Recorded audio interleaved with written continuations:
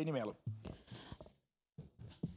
Eu, obviamente, votarei favorável. Como eu disse, eu já tenho um projeto de lei protocolado nessa casa para que a gente tenha acesso mais facilitado a essas filas e não somente por pedido de informação.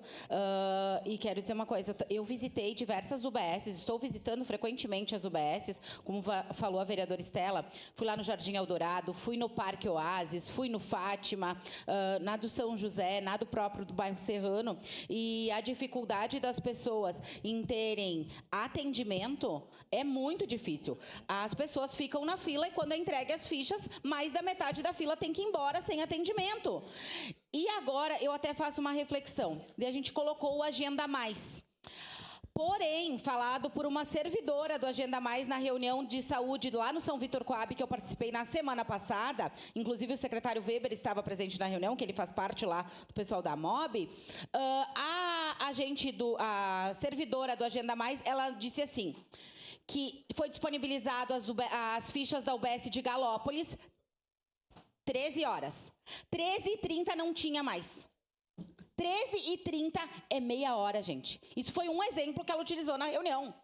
Então, está faltando, sim, a responsabilidade. Mas a responsabilidade é do poder público através do prefeito e da Secretaria de Saúde. É inadmissível que uma pessoa fique lá, tentando na fila, e quando ela consegue atendimento, não tem mais vaga. Isso está acontecendo lá no bairro Fátima. Eu estou recebendo diversas reclamações, mas queria trazer esse exemplo que uma servidora do Agenda Mais falou. E digo mais, quando a pessoa conseguiu marcar, ela consegue ligar novamente para a UBS para desmarcar caso aconteça alguma coisa? Fica a pergunta aí.